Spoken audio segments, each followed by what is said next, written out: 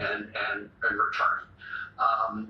So this is the tools of, oppression and trying to intimidate is what the Trump administration is doing. And it is a very slippery road toward full authoritarianism. And that is what we're witnessing here when they block the legitimate efforts of members of Congress to conduct oversight and want to silence people like students. You were talking about Ms. Oster.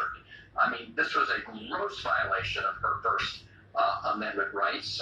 And so I'm glad that people will keep speaking out. Law firms need to resist, the pressure being put on them by the administration.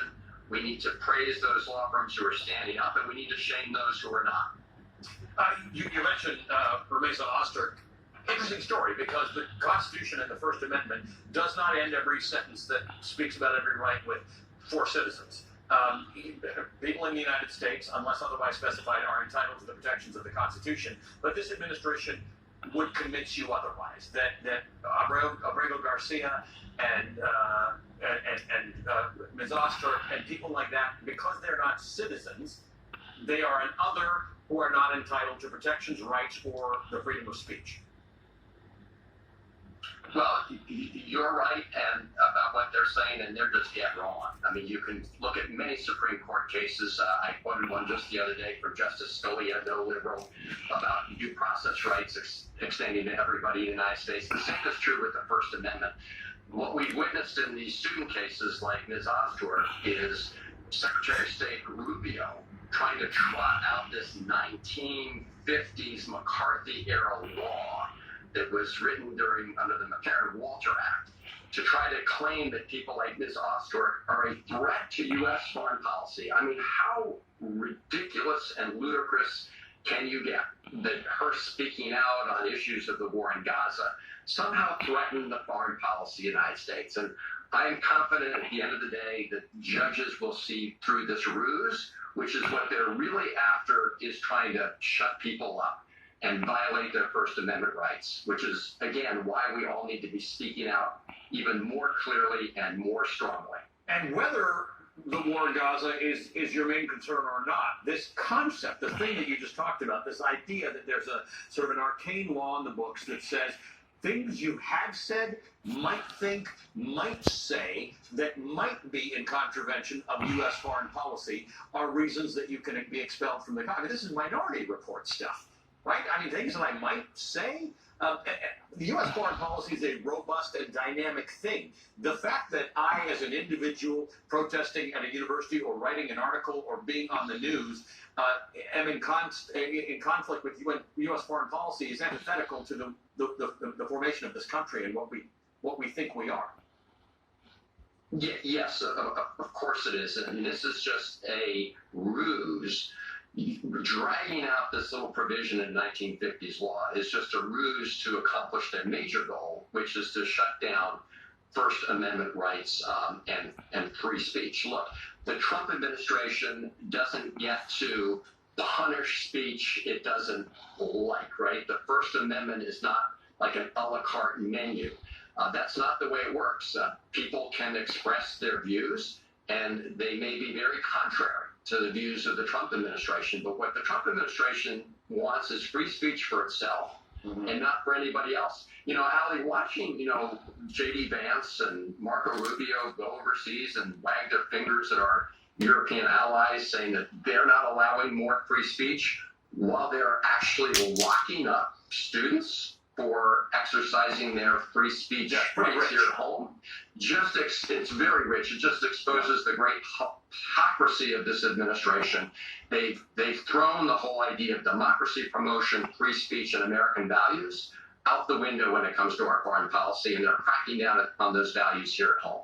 Now, one guy who's talking is Scott Bessent. He's apparently in Geneva, and he's apparently negotiating with the Chinese. The Chinese have done a big job of not really acknowledging that they're involved in any kind of negotiations with the United States. Meanwhile, we had 145% tariffs on most Chinese goods. Then Donald Trump suggested maybe 45% this week, and then he posted that it's going to be 80%, but it's up to Scott Bessent.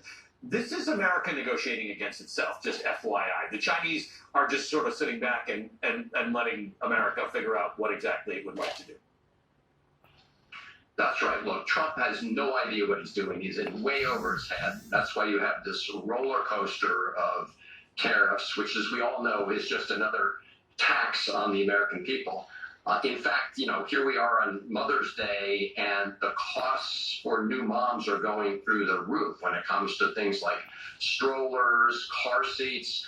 And this is all a self-inflicted wound by Donald Trump. And as you say, China is actually right now seeing itself in a pretty strong position, because when Trump is negotiating against himself, it just shows how desperate he is to get out of this self-inflicted wound for the American economy that he's imposed on us. Obviously, a number of experts have said that, one of the great things about trade, however that trade goes, is you generally are not going to war with or fighting the people you're trading the most with. We, of course, have now decided to start a trade skirmish with our closest friends around the world. Meanwhile, I'm sure you have one eye on what's going on in India and Pakistan, right? 24 hours ago, we had a ceasefire, and then a few hours after that, it seems like that ceasefire was broken. These are two nuclear-armed allies of the United States who are getting into it with each other in a way that we haven't seen for many years. I am hoping that we've got the best and the brightest on the case right now of asking those two countries to cool it. Yes, this is a moment for both countries to exercise restraint, to de-escalate. What I found interesting here, Ali, was, Trump immediately came out and claimed credit for this ceasefire, and Secretary Rubio boasted about his role when, in fact, when India's spokespeople said, no, this actually was a negotiation between India and Pakistan. Like, we got this done. We don't know what you guys are talking about. So, you said at the outset that we have Trump on the way to the Middle East.